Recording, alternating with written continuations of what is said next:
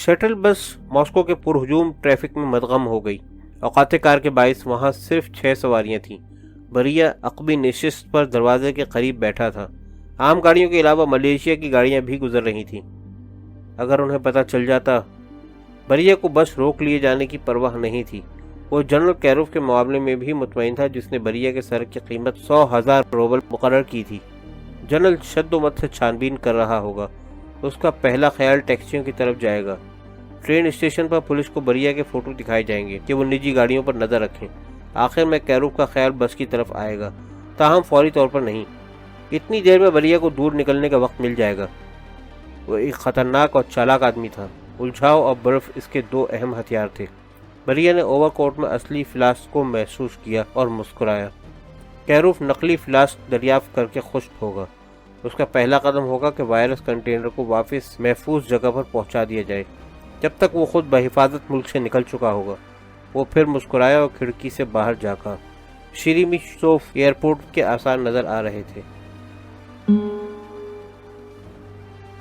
मुताल्लिका अफराद सरबस्की इंस्टीट्यूट पहुंच चुके थे। कितनी देर लगेगी? 30 मिनट। इस्मत बेबस था, ताहम उसकी छठी हिस्स ऐलान कर रही थी कि वक्त ज़ाय हो रहा है। फेडरल सिक्योरिटी सर्विस के नए स्क्वाड के एजेंट को लेकर कैरूफ एलिवेटर के जरिए दूसरी मंजिल पर आ गया। इस्मत हमराह था। बायो टीम छठी मंजिल पर थी। इंस्टीट्यूट का डायरेक्टर दुबला पतला परिंदेनुमा आदमी था। कैरूफ ने जब उसे बताया कि उसका ऑफिस अब कैरूफ की सेंट्रल कमांड पोस्ट शुमार होगा, तो वो पलके झपकाता रह गया। टेस्ट रिजल्ट आते ही मुझे फौरन इत्तला कर दो। कैरूफ ने उसे हिदायत की। वो उजलत ज़दा अंदाज में बाहर निकल आया। कैरूफ गहरी सांस लेकर इस्मत की जानिब मुतवज्जा हुआ। वो काफी हद तक संभल चुका था। जॉन, जो कुछ हो चुका है उसके बाद ये बेहतर वक्त है कि तुम तफसील से मुझे बताओ कि तुम यहाँ क्यों आए हो और तुम किसके लिए काम कर रहे हो। इस्मत ने जनरल के अल्फाज को तोला। उसे अंदाजा हो रहा था कि रशियंस स्मॉल पॉक्स को निकलने से नहीं रोक सकेंगे। वक्त तेजी से भाग रहा था। इस्मत ने फैसला करने में कोई दुश्वारी महसूस नहीं की। क्या तुम मेरे लिए महफूज कम्युनिकेशन का इंतजाम कर सकते हो? कैरूफ ने डेस्क के फोन कंसोल की तरफ इशारा किया। तमाम लाइंस महफूज हैं, सैटेलाइट से लिंक हैं। मैं बाहर इंतजार करता हूँ। नहीं, इस्मत ने इनकार किया। तुम सुनो क्या बात होती है। इस्मत ने नंबर मिलाया। वो जानता था कौन जवाब देगा। Clean air. सर, मैं सर्विस के इंस्टीट्यूट में डायरेक्टर के ऑफिस में हूँ। मेजर जनरल कैरूफ मेरे साथ हैं। अब तक की सूरत हाल बता रहा हूँ। शुरू हो जाओ। इस्मत ने 10 मिनट में तमाम राम कहानी गोशगुजार की और बताया कि रिजल्ट आने में 15 मिनट रह गए हैं। स्पीकर ऑन कर दो, क्लीन ने हिदायत दी। अगले ही लम्हे क्लीन की आवाज़ कमरे में गूंज रही थी। जनरल कैरूफ? यस, मेरा नाम नॉर्थन क्लीन है। मैं वही काम करता हूँ जो तुम्हारी हुकूमत के लिए वलेरी एंटोनोव करता था। दर हकीकत विलेरी और मैं एक दूसरे से बखूबी वाकिफ थे। इस्मत ने देखा कि कैरूफ का चेहरा सफ़ेद पड़ गया। यस, मैं सुन रहा हूँ। मैं समझ गया मिस्टर क्लीन। जनरल विलेरी का नाम सुनकर बौखला गया था। विलेरी एंटोनोव एक शाये का नाम था। उसके बारे में अफवाहें थी कि वो प्रेसिडेंट का सबसे मोतबर मुशीर था। वो कभी काउंसिल मीटिंग में दिखाई नहीं दिया। सिर्फ चंद ही लोग ये दावा कर सकते थे कि उन्होंने विलेरी को देखा है। उसकी ताकत और असर नाकाबिल तरदीद था और क्लीन उसे जानता है। इस इंकिशाफ में बहुत कुछ पोशीदा था। जनरल, क्लीन ने कहा, मजीद किसी पेशरफ से कबल रियासत के किसी भी सिक्योरिटी इदारे को भनक नहीं लगनी चाहिए। ऐसा हुआ तो दहशत फैलते देर नहीं लगेगी, जिसका फायदा बरिया उठाएगा। मैं इत्तेफाक करता हूँ मिस्टर क्लीन। प्लीज मुझे बताओ हम क्या मदद कर सकते हैं। मैं इस पेशकश की कदर करता हूँ, कैरूफ ने ईमानदारी से कहा, लेकिन ताहाल ये रशिया का अंदरूनी मामला है। तुम्हारी जहन में हमारी जानिब तैयार रहने के लिए कोई तजवीज़? कैरूफ ने इस्मत की जानिब देखा। नो सर, फिल वक्त नहीं, इस्मत ने जवाब दिया। कैरूफ दूसरी लाइन की तरफ मुतवज्जा हुआ। उसने रूसी जबान में मुख्तसर बात की और पुरतशवीश नज़रों से इस्मत की तरफ देखा। फ्लास्क में से चाय बरामद हुई है, उसने ऐलान किया।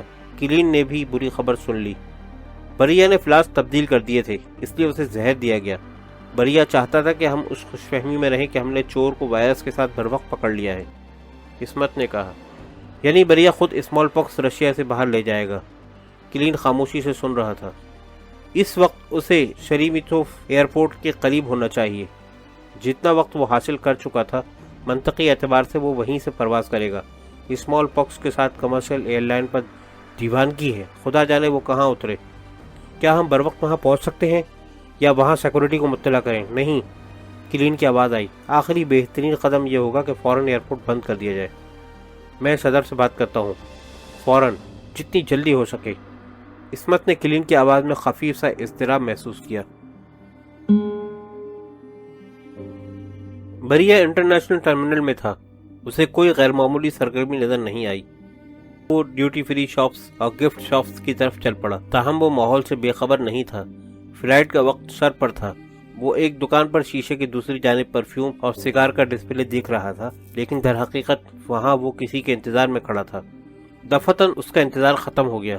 مسافروں میں اسے گول کھوپڑی کا چکنا چاند نظر آیا۔ چاند کا فاصلہ کم ہوا تو بریہ نے دوسری شناخت دیکھی۔ 2 انڈے نما ابھری ہوئی آنکھیں اور پھولے ہوئے گال۔ ایڈم ٹریلور۔ ٹریلور کے تاثرات میں عجلت اور بے چینی کے ساتھ پریشانی بھی تھی۔ ڈیوڈ، بریہ نے نرمی سے کوڈ نیم پکارا۔ کوڈ نیم سن کر ٹریلور مزید بساواس ہو گیا اور متلاشی نظروں سے چاروں اطراف میں دیکھا۔ کسی نے اس کی کوہنی کو چھوا۔ ڈیوڈ، میں سمجھا کہ میں نے تمہیں کھو دیا ہے۔ ٹریلور پل کے جھپکائے بغیر سیاہ آنکھوں والے دراز قامت کو گھور رہا تھا، جس کے پتلے ہونٹوں کی باریک مسکراہٹ دھاری دار بلیڈ کی مانند تھی۔ تم دیر سے آئے، ٹریلور نے کہا۔ میں تمہارا انتظار کر رہا تھا۔ بریہ نے اس کا بازو پکڑا اور بار کاؤنٹر پر لے آیا۔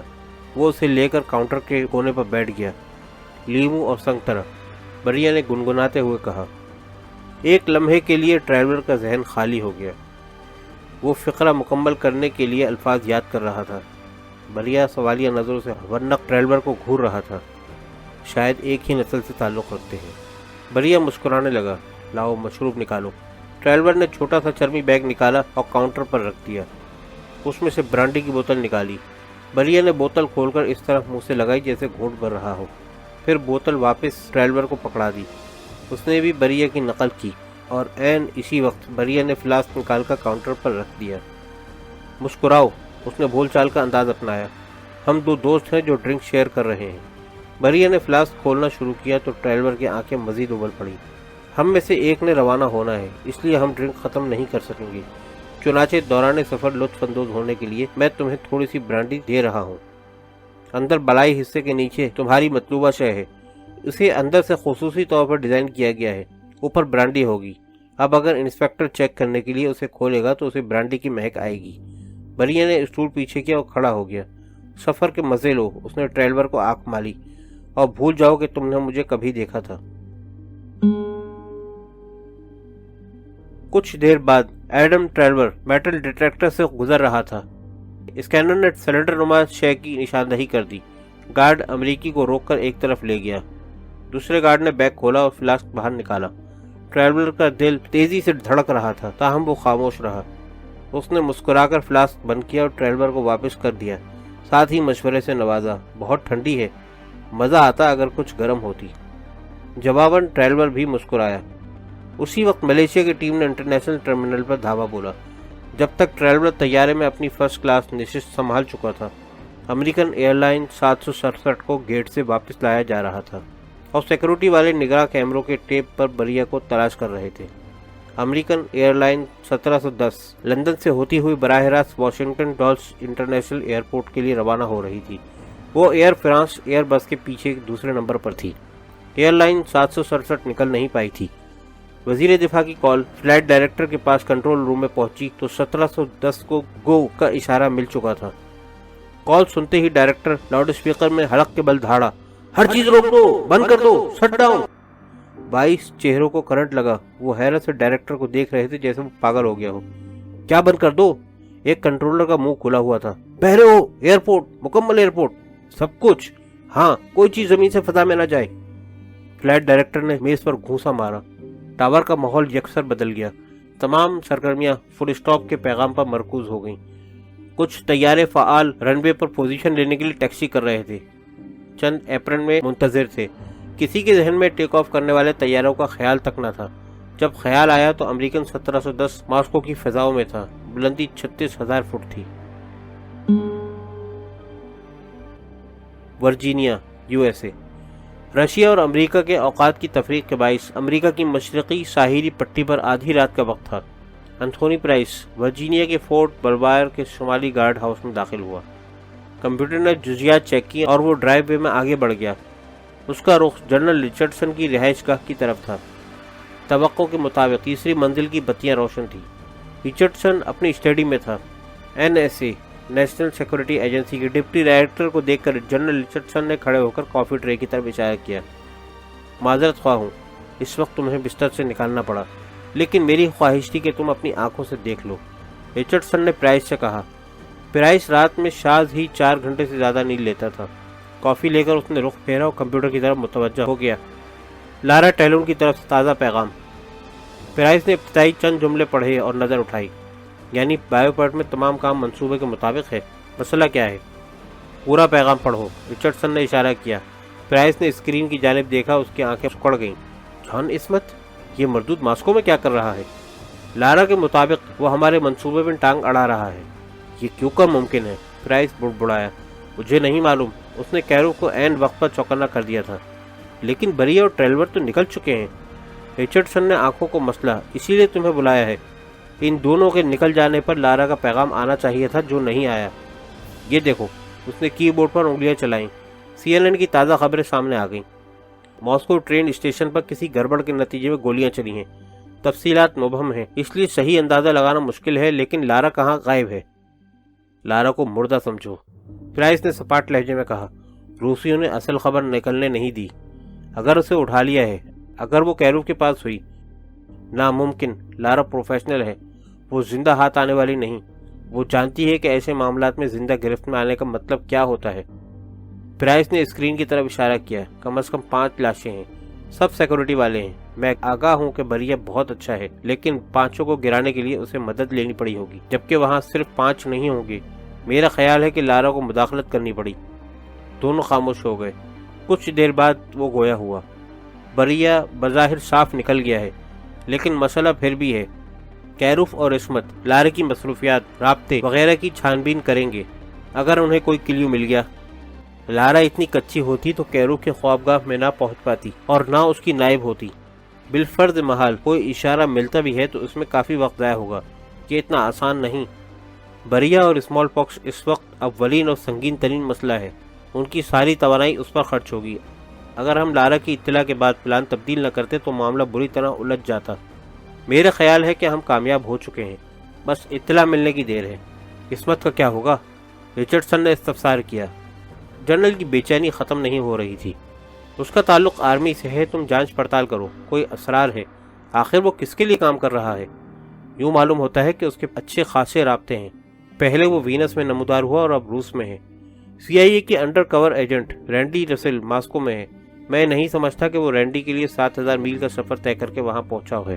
عصمت کی ٹانگیں کاٹنے سے پہلے یہ جاننا ضروری ہو گیا ہے کہ اس کے باس کا پتہ چلایا جائے، جو آرڈر جاری کر رہا ہے۔ رینڈی رسل الارم سسٹم ڈی ایکٹیویٹ کر کے اندر داخل ہوئی۔ فوراً ہی زمین نے اس کے قدم پکڑ لیے۔ اسے احساس ہوا کہ وہ اکیلی نہیں ہے، وہاں کوئی اور بھی تھا، حالانکہ سیکورٹی سسٹم نے کسی مداخلت کا اشارہ نہیں دیا تھا۔ رینڈی نے ناک سکیڑی۔ مخصوص تمباکو کی مدہم خوشبو اس کی قوت شامہ سے ٹکرائی۔ ساشا، یہ تم ہو؟ اس نے پکارا۔ میں ادھر ہوں رینڈی، ایک آواز آئی۔ رینڈی نے ٹھنڈی سانس بھری۔ ادھر کدھر؟ فائل روم۔ شیطان! رینڈی آفس کے پیچھے فائل روم میں چلی گئی۔ یہ کمرہ کافی بڑا تھا، جہاں جدید کمپیوٹر اور اس کے لوازمات موجود تھے۔ ساشا راہلو جاپانی الیکٹرانک کمپنی کے خفیہ فائل سے نیا ویڈیو گیم ڈاؤن لوڈ کرنے میں مگن تھا۔ ساشا، میں نے تمہیں پہلے بھی تنبیہ کی تھی، تم بعد نہیں آؤ گے؟ رینڈی نے آواز میں دوستگی پیدا کرنے کی کوشش کی۔ ساشا 17 سال کا دبلا پتلا لڑکا تھا، بالوں میں سرخی کے ساتھ نارنجی رنگ کا امتزاج تھا، قد لمبا اور آنکھیں سبز رنگت کی حامل تھیں۔ وہ روس کا ایک گمنام کمپیوٹر جینیس تھا۔ ماسکو یونیورسٹی کے طلباء کے لیے بے ڈیجیٹل نے ایک سیمینار کی میزبانی کی تھی، وہیں ساشا نامی نابغہ رینڈی سے ٹکرایا تھا۔ رینڈی اس کی طرف اس لیے متوجہ نہیں ہوئی تھی کہ وہ وہاں سب سے کم عمر تھا۔ رینڈی کی دلچسپی وہ لیپ ٹاپ تھا جسے ساشا خاموشی سے استعمال کر رہا تھا۔ وہ ہیکنگ کے دوران رشین سینٹرل بینک کے مین فریم میں گھسا ہوا تھا۔ رینڈی دنگ رہ گئی۔ ساشا بینک کے سونے کے ذخائر کی سطح چیک کر رہا تھا۔ رینڈی 1 منٹ میں سمجھ گئی کہ وہ ایک ناقابل یقین نابغہ روزگار کو دریافت کر بیٹھی ہے۔ اس نے بآسانی لڑکے کو چیز برگر اور کوک کی دعوت قبول کرنے پر آمادہ کر لیا۔ دوران گفتگو نت نئے انکشافات ہوتے رہے۔ ساشا ماسکو سب وے کنڈکٹر کا بیٹا تھا۔ رینڈی کے حیرانی کی حدود وہاں تمام ہو گئی جب اسے معلوم ہوا کہ ساشا کا بلند ترین آئی کیو مروجہ طریقہ کار کی گرفت سے باہر ہے۔ وہ ایک ایسا ہیرا تھا جسے قدرت نے خود تراشا تھا۔ اس کی یادداشت غضب کی تھی۔ بیوروکریسی کو ہائی اسکول سسٹم کے ہونہار طلبہ سے کوئی دلچسپی نہیں تھی۔ خود ساشا کو اپنی اصل قدر کا اندازہ نہ تھا۔ رینڈی نے اس کی فیملی سے بات کر کے ساشا کو بیج ڈیجیٹل میں کام کرنے پر آمادہ کر لیا۔ وہ ہر روز چند گھنٹے وہاں گزارتا تھا، تاہم رینڈی نے اس پر کسی قسم کی پابندی نہیں لگائی تھی۔ دونوں آپس میں بے تکلف ہوتے گئے۔ رینڈی نے ساشا کو چند جدید ترین سافٹ ویئرز اور ٹیکنالوجی تک رسائی دے دی، تاہم اس نے لڑکے سے وعدہ لیا تھا کہ وہ ان کا غلط استعمال نہیں کرے گا۔ ساشا ایسی اطلاعات بھی رینڈی تک پہنچانے کی کوشش کرتا جن کی رینڈی کو ضرورت نہیں تھی۔ ساشا کو مزہ آتا تھا، اس کا مشغلہ ٹھہرا شوق تھا۔ وہ اپنے طور پر نت نئی معلومات بطور تحفہ رینڈی کو پیش کرتا تھا۔ اوکے، کیا خاص بات تھی کہ تم نے میرا آنے کا بھی انتظار نہیں کیا؟ Rail road station shooting, film shooting? ڈھس ڈھس، ساشا نے ہاتھ سے گن کا اشارہ کیا۔ راستے میں نے خبر سنی تھی، کیا خاص بات ہے؟ ساشا کی انگلیاں کی بورڈ پر تھرک رہی تھیں۔ وہ کہہ رہے ہیں کہ یہ چیچن باغی تھے۔ تو کیا ہوا؟ رینڈی نے دریافت کیا۔ تو ماسکو ایئرپورٹ کیوں بند کیا گیا؟ رینڈی نے اس کے اشارے پر سے جھک کر اسکرین پر نظر ڈالی۔ ساشا فیڈرل سیکورٹی سروس کے مین فلم کو ہیک کر چکا تھا۔ وہ شریمینوف ایئرپورٹ کی ٹریفک کا جائزہ لے رہا تھا۔ چیچن حملہ آور نے ایئرپورٹ کو نشانہ بنایا ہے، اس نے مشکوک انداز میں کہا۔ میرا نہیں خیال کہ ایسا ہے۔ کوئی اس سے بڑی بات ہے رینڈی، جسے ایف ایس ایس والے منظر عام پر نہیں آنے دے رہے۔ رینڈی کچھ سوچ کر بولی، لنک بند کر دو۔ کیوں؟ میں بیک وقت 5 کٹ آؤٹ استعمال کر رہا ہوں۔ اگر ایف ایس ایس والوں کو شک بھی ہو گیا تو وہ یہی سمجھیں گے کہ کسی نے بمبئی سے مین فلم کو ہیک کیا ہے۔ ساشا، اوکے، اس نے لیپ ٹاپ بند کر دیا۔ رینڈی، پریشان ہونے کی بات نہیں ہے۔ کٹ آؤٹ کو چھوڑو، میں سوچ رہی ہوں کہ ایئرپورٹ کو شٹ ڈاؤن کیوں کیا گیا؟ یہ ایک ایمرجنسی معلوم ہوتی ہے۔